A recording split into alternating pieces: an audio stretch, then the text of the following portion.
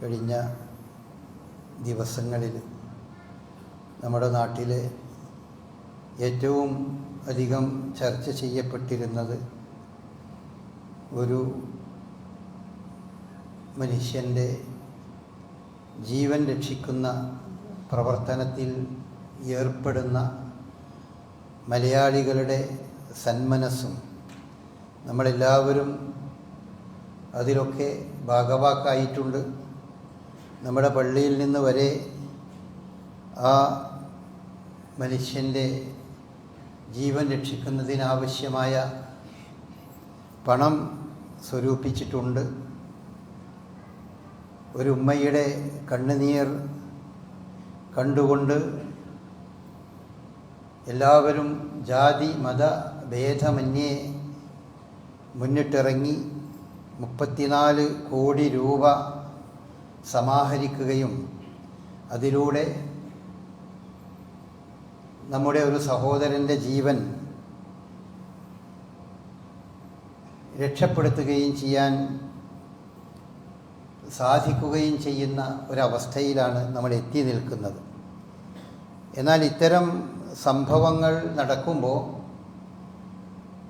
ഇസ്ലാമിൻ്റെ വിമർശകരും നിരീശ്വരവാദികളും എക്സ് മുസ്ലിങ്ങളും അതുപോലെ അത്തരം കാര്യങ്ങളെപ്പറ്റി ബോധമില്ലാത്ത പലരും ഈ ഒരു സംഭവത്തെ പരിശുദ്ധ ഇസ്ലാമിനെയും ഇസ്ലാമിലെ നിയമങ്ങളെയും വിമർശിക്കാനും അതിനെ കൊച്ചാക്കാനും അതിനെ പ്രാകൃതവും കാടൻ നിയമവുമായി പരിചയപ്പെടുത്താനുമൊക്കെയാണ് തങ്ങളുടെ സോഷ്യൽ മീഡിയയും തങ്ങളുടെ പ്രസംഗങ്ങളുമൊക്കെ പലരും ഉപയോഗപ്പെടുത്തുന്നത്.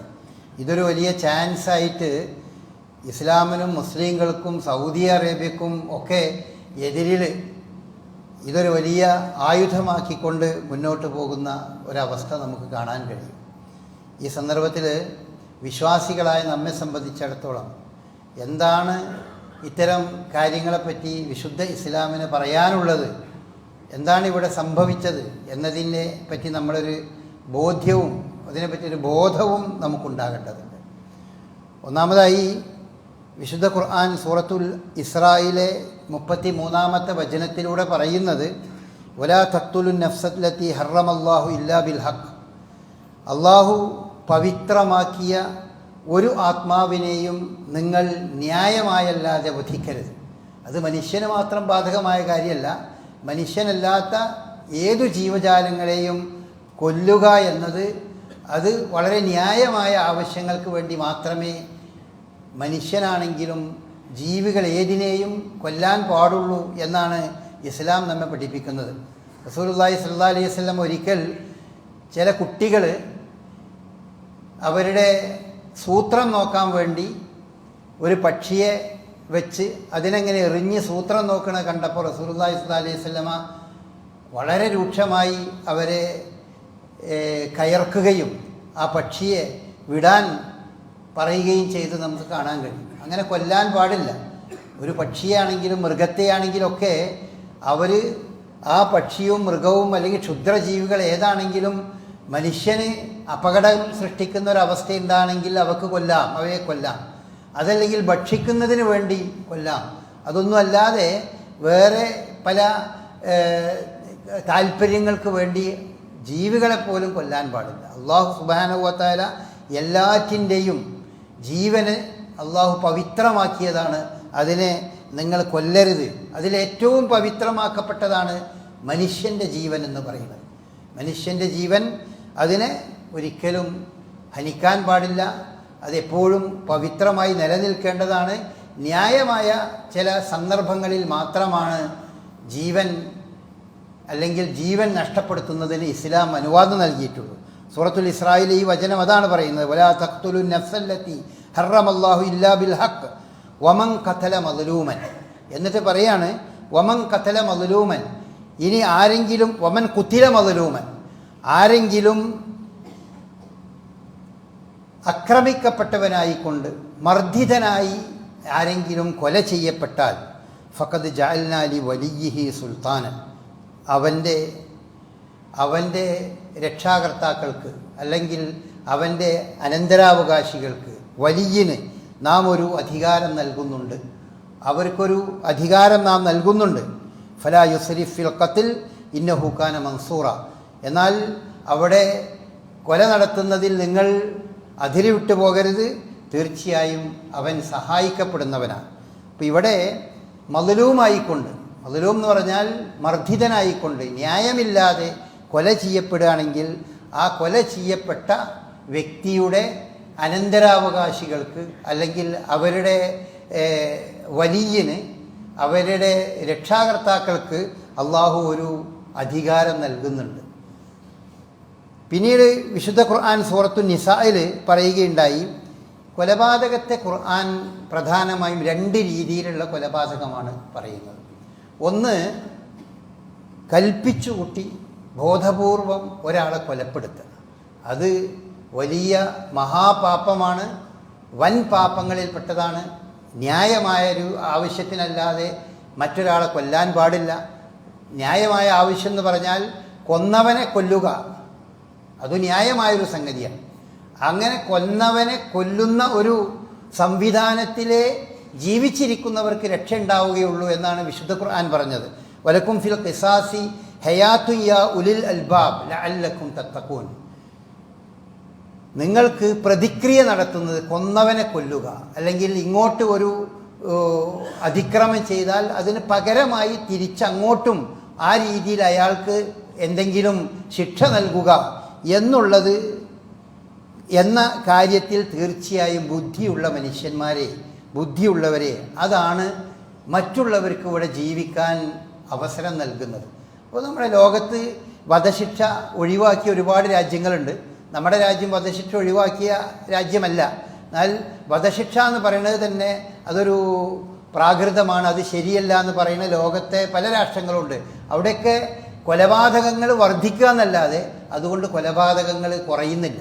അതായത് ജീവിക്കുന്ന ആളുകൾക്ക് സമാധാനത്തോടു കൂടി സുരക്ഷിതമായി ജീവിക്കാൻ സാധിക്കുന്ന ഒരു സാഹചര്യം ഒരു സമൂഹത്തിൽ നിലനിൽക്കണമെങ്കിൽ അവിടെ കൊന്നവനെ കൊല്ലുക, അന്യായമായി ഒരാളെ കൊന്നിട്ടുണ്ടെങ്കിൽ അയാളെ കൊല്ലുക എന്ന നിയമം അവിടെ പ്രാവർത്തികമായി ഉണ്ടാകണം.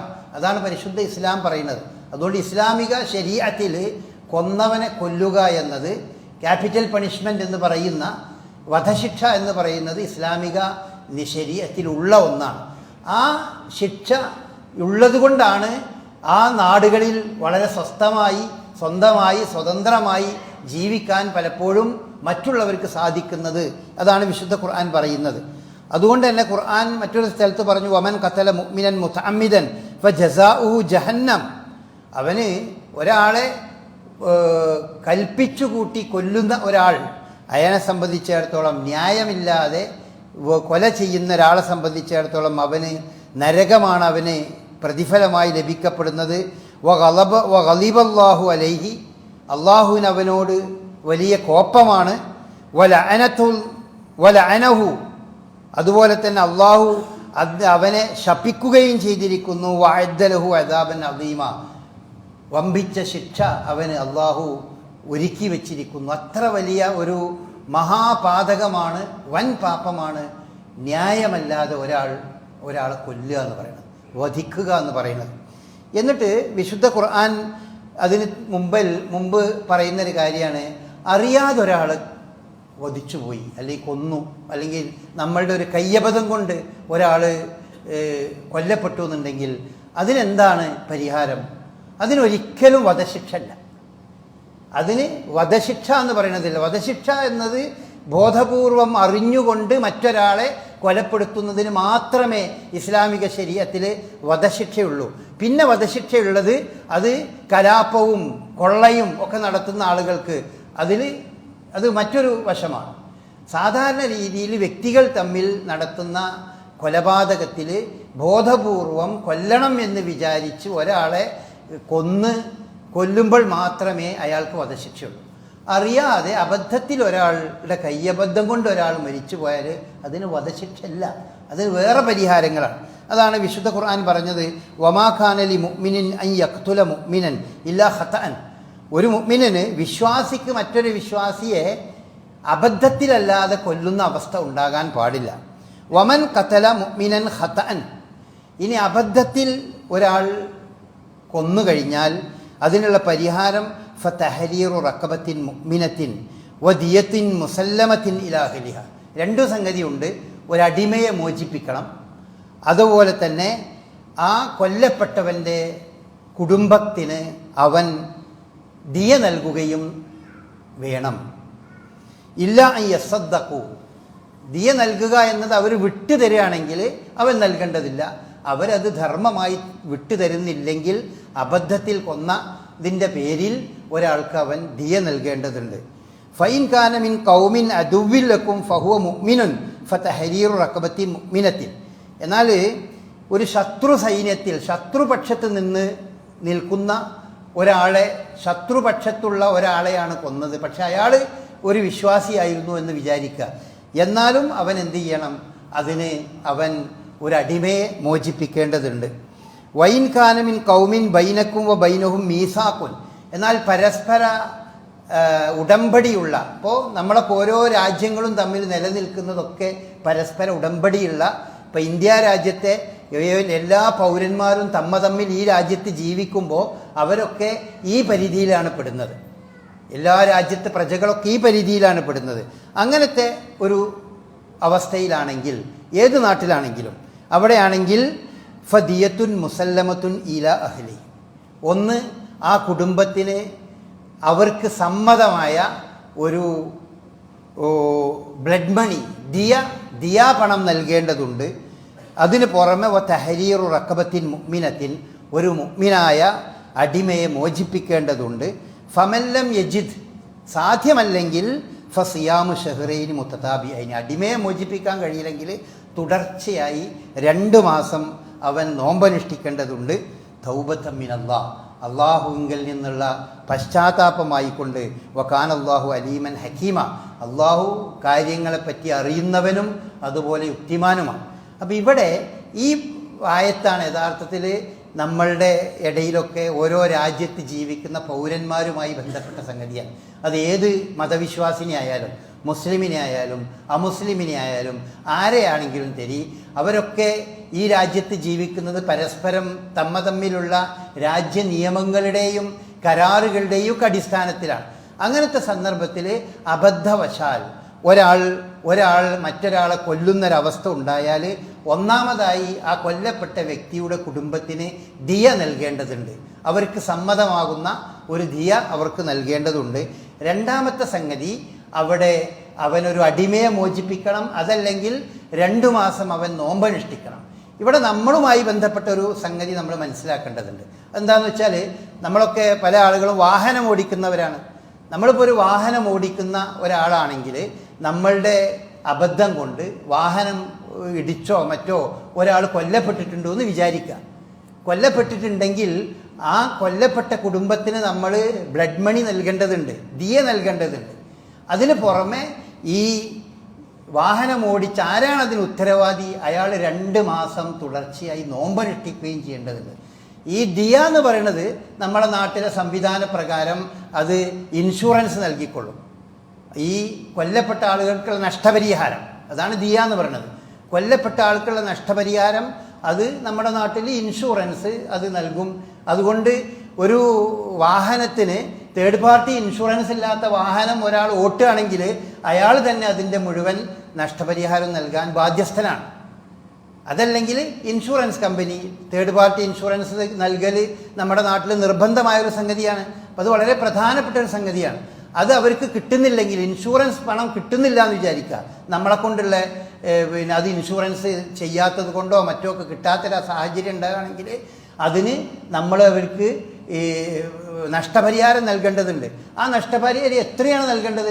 അത് ആ കൊല്ലപ്പെട്ട ആളുകളുടെ ബന്ധുക്കളുമായി സംസാരിച്ച് അവർ ചോദിക്കുന്ന, അല്ലെങ്കിൽ അതിലൊരു മധ്യസ്ഥന്മാരെ വെച്ചിട്ട് എത്രയാണ് കൊടുക്കേണ്ടത് വെച്ചാൽ അങ്ങനെ അത് അവർക്ക് നൽകേണ്ടതുണ്ട്. അപ്പോൾ നമ്മളൊരു അപകടം ഉണ്ടായാൽ അതിൻ്റെ ആളുകളുമായി ബന്ധപ്പെട്ട് സംസാരിച്ച് അവർക്ക് എന്തെങ്കിലും നൽകുക എന്ന് പറയുന്നത് അതൊരു അനാവശ്യമായിട്ട് നമ്മൾ മനസ്സിലാക്കരുത്. അതൊക്കെ അവർക്ക് അർഹപ്പെട്ടതാണ്, അത് അവർക്ക് അർഹപ്പെട്ടൊരു കാര്യമാണ്. ഈ പറഞ്ഞ രീതിയിലുള്ള നഷ്ടപരിഹാരം എന്ന് പറയുന്നത് അത് ഇൻഷുറൻസ് കൊടുത്താലും നമ്മൾ കൊടുത്താലും അത് കൊടുക്കൽ നിർബന്ധമാണ്. അതിന് പുറമെ ഈ ഇയാൾ മരിക്കാൻ കാരണക്കാരനായ വ്യക്തി ഉണ്ടല്ലോ, അയാൾ 2 മാസം തുടർച്ചയായി നോമ്പനുഷ്ഠിക്കണം. 2 മാസം തുടർച്ചയായി അയാൾ നോമ്പനുഷ്ഠിക്കണം. അതാണ് വിശുദ്ധ ഖുർആൻ സൂറത്ത് നിസായിലെ 92-ാം വചനത്തിലൂടെ പറയുന്നത്. അതാണ് ഫദിയത്തുൻ മുസല്ലമത്തുൻ ഇലാ അഹ്ലിഹി, തൻ്റെ കുടുംബത്തിന് സമ്മതമാകുന്ന ഒരു നഷ്ടപരിഹാരം നൽകണം. വ തഹരീറു റക്കബത്തിൻ മുഅ്മിനത്തിൻ, ഒരു അടിമയെ മോചിപ്പിക്കണം. അടിമയെ മോചിപ്പിക്കാൻ നമ്മുടെ കാട്ടിൽ നമുക്കതിന് സംവിധാനമില്ല.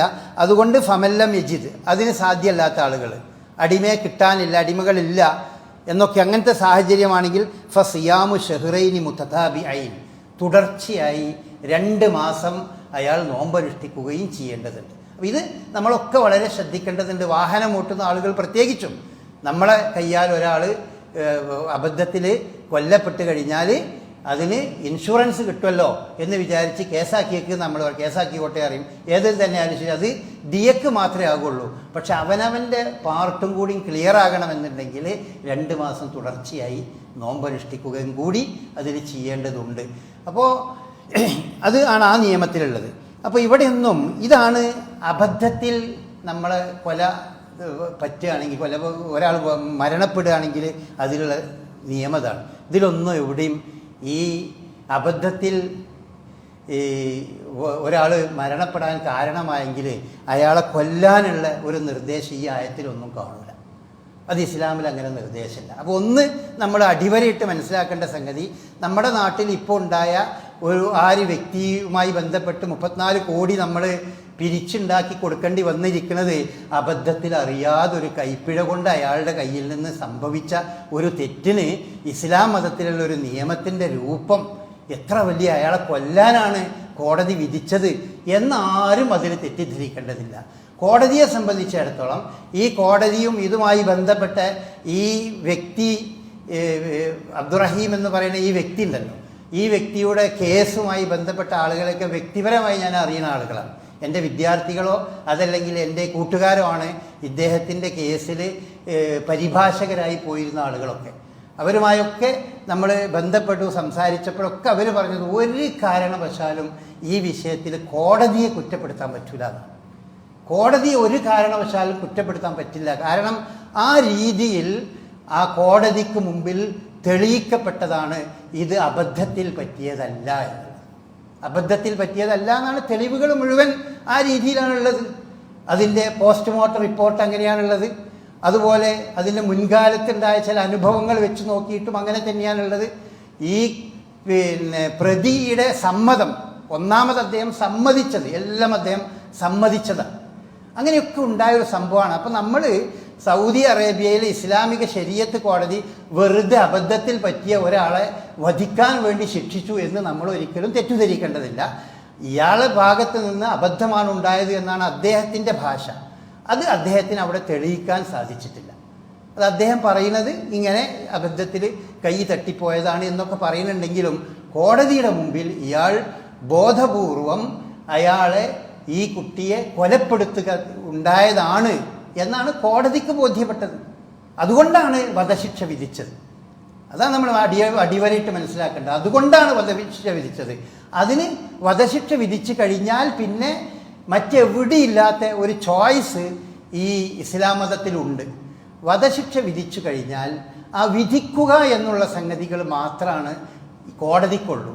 അത് നടപ്പാക്കണോ നടപ്പാക്കണ്ടേന്ന് തീരുമാനിക്കേണ്ട അവകാശം അത് ഇയാളുടെ ബന്ധുക്കൾക്കാണ്, ഇയാളുടെ ബന്ധുക്കളാണ്. അതുകൊണ്ട് ഇയാൾ വധശിക്ഷ വിധിച്ചു, ഇന്ന സമയം വധശിക്ഷ എന്ന് പറഞ്ഞാൽ പിന്നെ ആ കാര്യത്തിൽ തന്നെ ഇദ്ദേഹത്തിൻ്റെ കാര്യത്തിൽ അതിനുമായി ബന്ധപ്പെട്ട ആളുകൾ പറയുന്നത് ഒരുപാട് കോടതി പലതരം എല്ലാ അർത്ഥത്തിലുള്ള ആനുകൂല്യങ്ങൾ നൽകിയിട്ടുണ്ട്. ഇദ്ദേഹത്തിൻ്റെ ഒരു അനിയൻ, പ്രായപൂർത്തിയാകാത്തൊരു അനിയൻ ഉണ്ടായിരുന്നു. അവൻ പ്രായപൂർത്തിയായതിനു ശേഷം അയാളെ അവൻ്റെ മൊഴിയെടുത്തു, എന്ത് ചെയ്യണം കോടതി പറഞ്ഞു. അപ്പോൾ അദ്ദേഹം പറഞ്ഞു വധിക്കണം.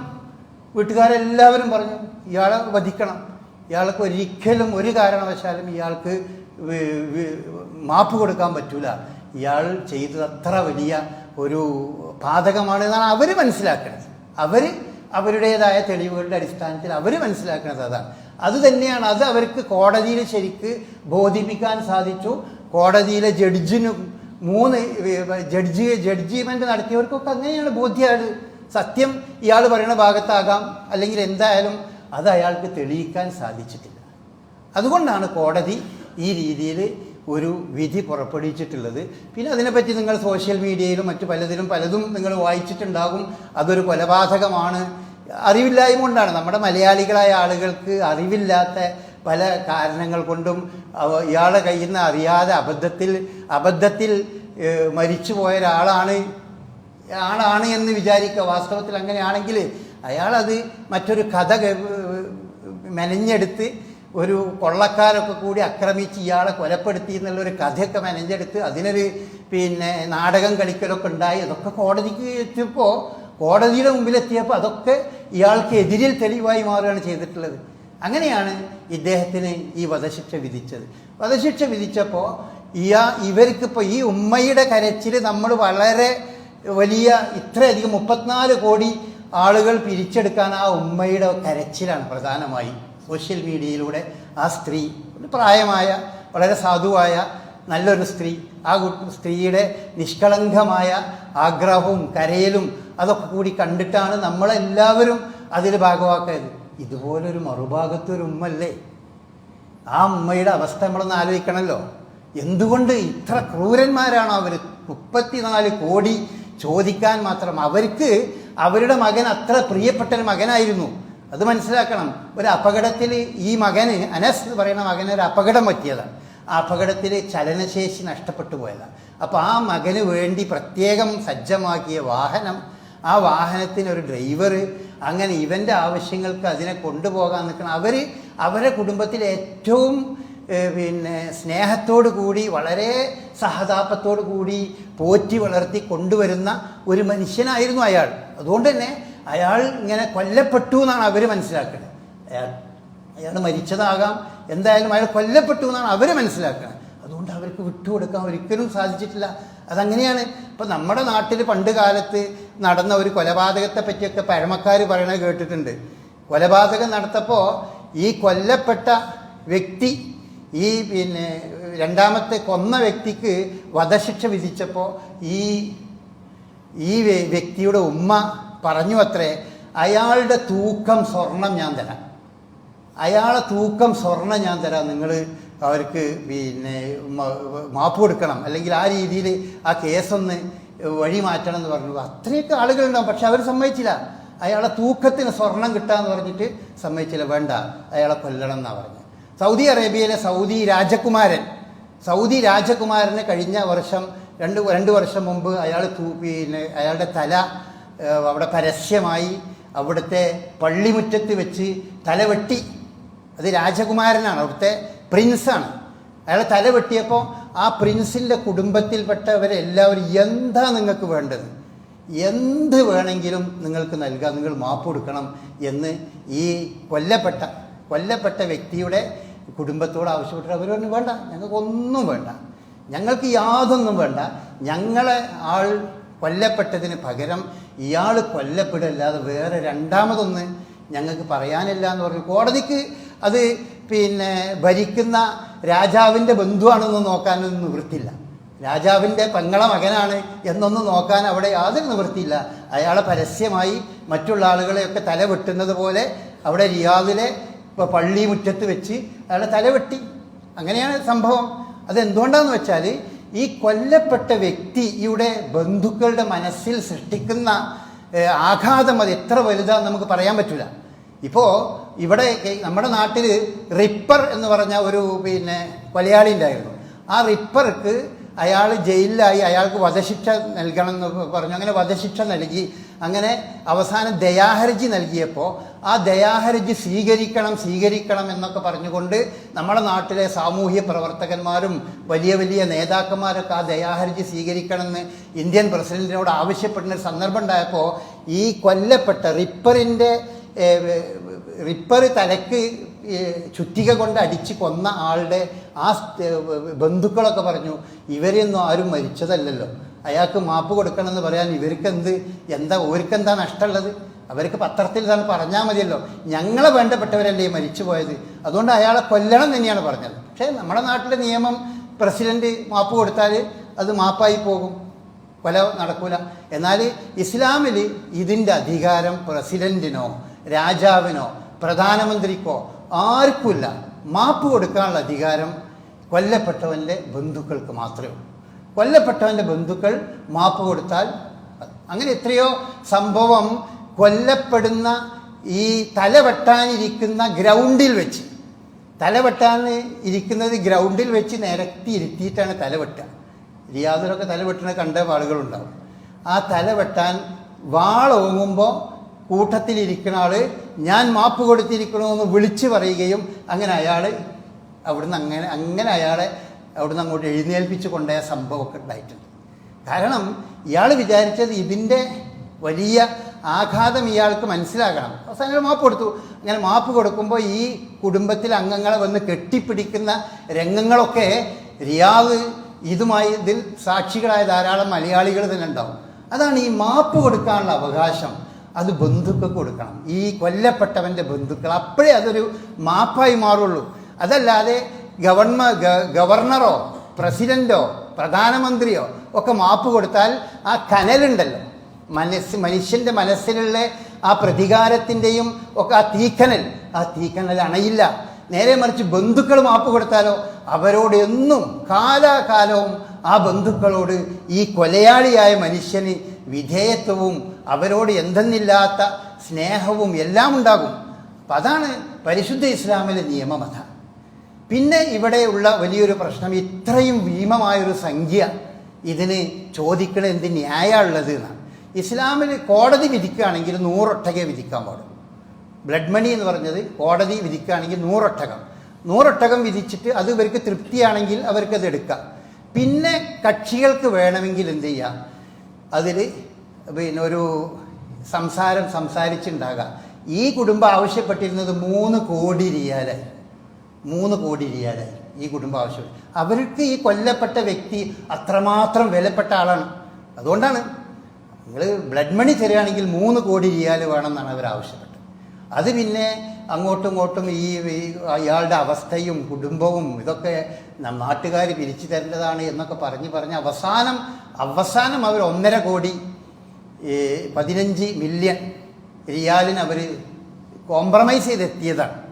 അപ്പം അത് ഓരോരുത്തർക്കും അവനവൻ്റെ കൊല്ലപ്പെട്ട ആളുകൾ അല്ലെങ്കിൽ മരിച്ചുപോയ വ്യക്തികളെ സംബന്ധിച്ചുണ്ടാകുന്ന വലിയ അവരുടെ മനസ്സിൽ അതിന് നൽകുന്ന വില, അതാണ് അവരെ കാണിക്കുന്നത്. ഞാൻ നേരത്തെ പറഞ്ഞല്ലോ, സ്വന്തം തൂക്കത്തിനനുസരിച്ച് സ്വർണം തരാമെന്ന് പറഞ്ഞിട്ട് അത് സമ്മതിക്കാതെ പോയ മനുഷ്യന്മാരുണ്ടായിട്ടുണ്ട്. അവർക്ക് അതിനേക്കാണ് വലുത് ഇയാളിത് ശിക്ഷ അനുഭവിക്കുന്ന വേണമെന്നുള്ളതാണ്. ആ ഒരു നിലപാടിലായിരുന്നു ഈ കുടുംബം. പിന്നെ നമ്മളുടെ പല സാമൂഹ്യ പ്രവർത്തകരുടെയൊക്കെ ഇടപെടൽ നിരന്തരമായ വർഷങ്ങൾ നീണ്ടു നിന്ന ഇടപെടൽ കൊണ്ടാണ് ഇങ്ങനൊരു സംഭവം ഉണ്ടായത്. അതുകൊണ്ട് നമ്മുടെ സഹോദരന് ഇത്ര കിട്ടിയെങ്കിലും ഈ 34 കോടി കൊടുത്തിട്ടാണെങ്കിലും ഇയാളെ ജീവൻ രക്ഷപ്പെടുത്താൻ പറ്റിയല്ലോ. അത് ഇസ്ലാമിലെ ഈ നിയമം കൊണ്ടാണല്ലോ. അതല്ലെങ്കിൽ ഇയാളെ ജീവൻ രക്ഷപ്പെടുത്താൻ എന്താ വഴിയുള്ളത്? കോടതി വധശിക്ഷ വിധിച്ചാൽ വധിക്കപ്പെടും. പക്ഷേ ഇങ്ങനെ ഒരു പ്രൊവിഷൻ കൂടി അവിടെ ഇസ്ലാം മതം നിശ്ചയിച്ചത് കൊണ്ടാണ് ഇയാൾ നമ്മളുടെ മുന്നിലേക്ക്, ഇയാൾ ജീവനോടെ നമ്മുടെ ഇടയിലേക്ക് വരാൻ പോകുന്നത്. അതുകൊണ്ടാണ്. അപ്പോൾ ഇത്തരം കാര്യങ്ങളെപ്പറ്റി നമ്മൾ അങ്ങനെ തന്നെ മനസ്സിലാക്കണം. ഇതിലെ മാനവികതയുടെയും ഇതിലെ മറ്റ് കാരുണ്യത്തിൻ്റെയും വശമാണ്. ഈ കാരുണ്യം, ഈ മാനവികമായ വശമില്ലായിരുന്നെങ്കിൽ ഇയാൾ എന്നോ വധശിക്ഷയ്ക്ക് വിധേയനായി മരിച്ചു പോയിട്ടുണ്ടാവുമല്ലോ. പക്ഷെ അദ്ദേഹം മരിക്കാതെ അയാളുടെ വീട്ടിലേക്ക്, ഉമ്മയുടെയും മക്കളുടെയും അടുക്കലേക്ക് തിരിച്ചു വരുന്നൊരവസ്ഥ, അതിന് നമ്മളൊരുപാട് പണം കൊടുത്തത് വേറെ പ്രശ്നം. പണം കൊടുത്തെങ്കിലും അയാൾക്ക് തിരിച്ചു വരാനൊരവസരം ഉണ്ടായത് എന്തുകൊണ്ടാണ്? ഈ നിയമം, ഇസ്ലാമിലെ ഈ നിയമത്തിൻ്റെ മാനുഷിക തലം കൊണ്ടാണ് എന്ന് നമ്മൾ മനസ്സിലാക്കണം. അപ്പം അതാണ് വിമർശകരായ ആളുകൾ ഇതിനെ സംബന്ധിച്ചിടത്തോളം മനസ്സിലാക്കേണ്ടത്. ഇതൊക്കെ പടച്ചോൻ അല്ലാഹു സുബ്ഹാനഹു വ തആല അവതരിപ്പിച്ച നിയമങ്ങളാണ്. അതിൻ്റെ മാനവികതയെ ചോദ്യം ചെയ്യാൻ ഇവിടെ അതിനെപ്പറ്റി യാതൊരു ധാരണയില്ലാത്ത മനുഷ്യന് യാതൊരു അവകാശമില്ല, അവന് കഴിയില്ല. ഈ ഓരോരുത്തരുടെയും മനസ്സും ആ മനസ്സിൽ കത്തുന്ന കനലിൻ്റെ വേദനയൊക്കെ അറിയുക, അത് അനുഭവിക്കുന്നവർക്ക് അറിയുള്ളൂ. ഒരു അംഗവൈകല്യമുള്ള ഒരു കുട്ടിയെ പോറ്റുന്ന മാതാപിതാക്കളോട് നിങ്ങൾ ചോദിച്ചു നോക്കി, അവരുടെ മനസ്സിൽ ആ കുട്ടി എന്ന് പറഞ്ഞാൽ എത്ര വലുതാണ്. കാണുന്നവർക്ക് ചിലപ്പോൾ അങ്ങനെയൊന്നും ആവില്ല. അത് പടച്ചോൻ അവരുടെ മനസ്സിൽ ആ കുട്ടികളോട് കൊടുക്കുന്ന ഒരു പ്രത്യേക കാരുണ്യമുണ്ട്. ആ കാരുണ്യം കൊണ്ടാണ് ആ കുട്ടിക്ക് എന്തെങ്കിലും അപകടമോ എന്തെങ്കിലും രോഗം ഉണ്ടാകുക എന്നുള്ളതായിരിക്കും ഈ മനുഷ്യന്മാരെ പറ്റി ഏറ്റവും വലിയ ആഘാതം അവർക്ക് ഉണ്ടാകുക. അപ്പം അങ്ങനത്തെ ഒരു ഉമ്മയും വാപ്പയും പോറ്റി വളർത്തിയ ഒരു കുട്ടി ഇങ്ങനെ കൊല്ലപ്പെട്ടു എന്നാണ് അവർ മനസ്സിലാക്കിയത്. അയാളുടെ ഇദ്ദേഹത്തിൻ്റെ അഡ്വക്കേറ്റ് വക്കീൽ പറഞ്ഞു അത്രേ, ഇത് അബദ്ധത്തിൽ ഇയാൾ ഈ ഇപ്പം അദ്ദേഹം നമ്മളെ ഇടയിലൊക്കെ പറയുന്ന സംഗതി ഉണ്ടോ, ഇതാണ് വസ്തുത എന്ന് നേരത്തെ അയാൾ പറഞ്ഞിരുന്നെങ്കിൽ, ഇതാണ് സംഭവം എന്ന് പറഞ്ഞിരുന്നെങ്കിൽ എപ്പോഴോ മാപ്പ് കൊടുത്തവരത് വെറുതെ വിടുമായിരുന്നു.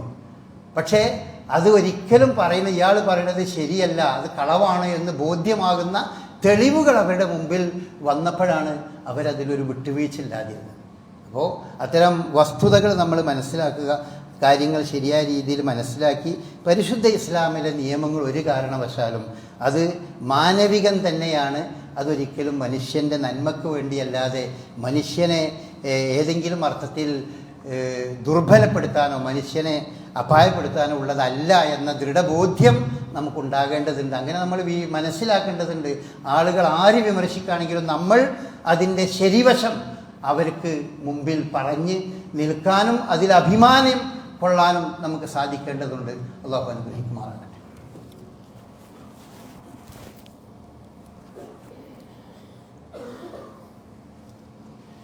അൽഹംദുലില്ലാഹ് الذي هدانا لهذا وما كنا لنهتدي لولا أن هدانا الله اللهم صل على محمد وعلى آل محمد كما صليت على إبراهيم وعلى آل إبراهيم إنك حميد مجيد أما بعد. പ്രിയപ്പെട്ട സഹോദരന്മാരെ, സഹോദരികളെ, നമ്മൾ പലപ്പോഴും ഉണർത്തിയതുപോലെ നമ്മളൊരു തെരഞ്ഞെടുപ്പും വോട്ടെടുപ്പിലേക്കുമൊക്കെ നീങ്ങുക. ആരും തങ്ങളുടെ വോട്ടവകാശം അത് നഷ്ടപ്പെടുത്തരുത്. വളരെ സുപ്രധാനമായ ഒരു സന്ദർഭമാണ്. എല്ലാവർക്കും അറിയാം, നമുക്കൊക്കെ ബോധ്യമുണ്ട്, ഈ പ്രാവശ്യം നമ്മൾ വോട്ട് ചെയ്യുക എന്ന് പറയുന്നത് വളരെ നിർണായകമാണ് എന്ന് നമുക്കറിയാം. അതുകൊണ്ട് വോട്ടുള്ള എല്ലാവരും വോട്ട് ചെയ്യേണ്ടതുണ്ട്. എത്രയും വോട്ട് നമ്മൾ നൽകുന്നത് അതിൻ്റെ എണ്ണം എത്ര വർദ്ധിക്കുന്നോ അത്രയും അത് ഗുണം ചെയ്യുന്നൊരു സംഗതിയാണ്. എന്തായാലും ഒരുപോലെ തന്നെയല്ലേ നമ്മൾ വിചാരിക്കരുത്. എങ്ങനെയായാലും ശരി, വോട്ട് ഈ ഫാസിസത്തിനെതിരെയുള്ള വോട്ടുകളുടെ എണ്ണം അത് വളരെ പ്രധാനപ്പെട്ട സംഗതിയാണ്. അതുകൊണ്ട് എല്ലാവരും അത് ശ്രദ്ധിക്കണം. നാട്ടിലില്ലാത്ത മക്കൾ വോട്ടുള്ളവരോടുണ്ടെങ്കിൽ അവരെ വിളിച്ച് കൊണ്ടുവന്ന് വോട്ട് എവിടെയുള്ള വെച്ചാൽ ചെയ്യിക്കണം. മക്കൾ നാട്ടിലുള്ളവർക്ക് അവരുടെ നാട്ടിൽ വോട്ടുണ്ടെങ്കിൽ പോകാൻ മടി ഒന്നുമില്ലാതെ അവരെ വണ്ടിയും ഒക്കെ എടുത്ത് അവരെ നാട്ടിലേക്ക് മക്കളെയും മരുമക്കളെയൊക്കെ പറഞ്ഞയച്ച് നിങ്ങൾ വോട്ട് ചെയ്യിക്കണം.